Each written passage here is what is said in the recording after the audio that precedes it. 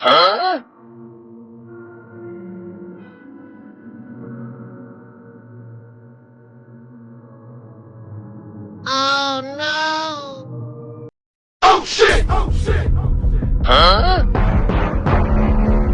হয়েছে তোমার?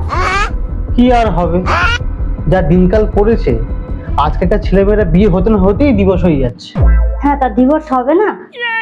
এখনকার ছেলেরা ছেলে তো নয়, যেন উচ্চিরিঙ্গা হারামজাদা গুলো। তো তোমার কি দেখে মনে হলো ছেলেরা উচ্চিরিঙ্গা? কি করে জানলাম মানে? আমি জানি না বুঝি? এখনকার ছেলেরা বিয়ের আগে কত মধুর মধুর কথা বলে, বলে তোমাকে বিয়ে করে রাজ রানী করে রাখবো, আর বিয়ের পর হয়ে যায় চাকরানি।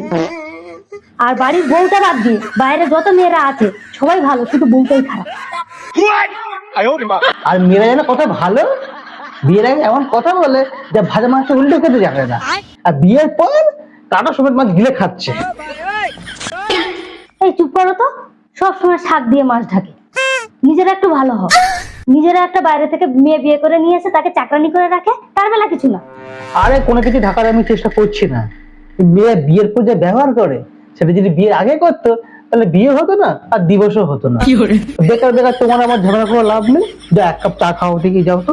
এই যে হুকুম করা শুরু করে দিলে, আমি যে বসে আছি সেটাও তুমি সহ্য করতে পারলে না। যা চা করে আনা খাই। যত দোষ এই নন্দ ঘোষ এই মেয়েদের, নিজেদের দোষ কোনোদিন স্বীকার করবে না, যত সব। যা বাবা, চাটা যেন আমি একাই খাবো, মাথা মোটা।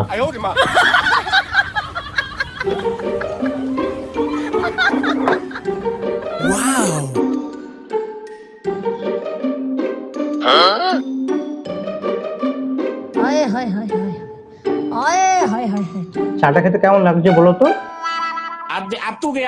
ঢং, চাটা তো বানালাম আমি। চা বানিয়েছো তুমি ঠিক আছে, কিন্তু এই একসঙ্গে বসে চাটা খাচ্ছি সেটা কেমন লাগছে বলো তো? সেটা তো বেশ লাগে। এই হ্যাঁ, তোমাকে একটা কথা বলবো বলে না বলতে পারছি না, একটা খবর আছে। কি খবর, বলে ফেলো। না মানে কথাটা বলার পর তুমি রাগ করবে না তো? এই এত দোনা মনে করার কি আছে, বলে ফেলো। না বলছিলাম কি,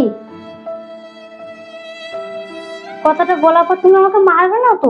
দূর পাগলি, তোমাকে মারবো কেন, নির্দ্বিধায় বলে ফেলো। আমার না পেটে বাচ্চা।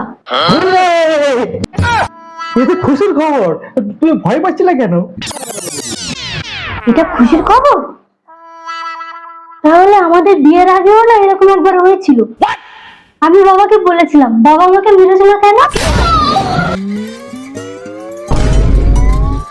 যা বাবা, এ এত খুশি হয়েছে অজ্ঞান হয়ে গেছে। ঠিক আছে, আরেকটা কথা বলার ছিল। এই অবস্থায় না আমি কাজ করতে পারছি না, কোমর খুব ব্যথা করে।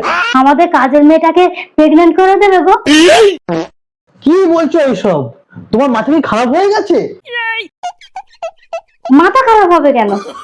ওকে প্রেগন্যান্ট করলে কি হবে বলো তো? ও আর অন্য কাজ করতে যাবে না, আমার বাড়িতেই থাকবে, সমস্ত কাজ করবে, আমার সুবিধা হবে, আমাকেও নতুন মেয়ে খুঁজতে হবে না। আরে মূর্খ, ওটা পার্মানেন্ট বলে। ওই হলো হলো পার্মানেন্ট, পার্মানেন্ট করলেই হবে।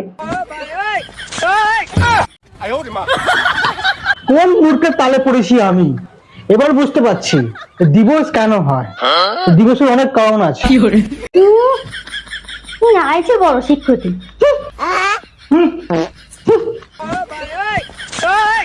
Oh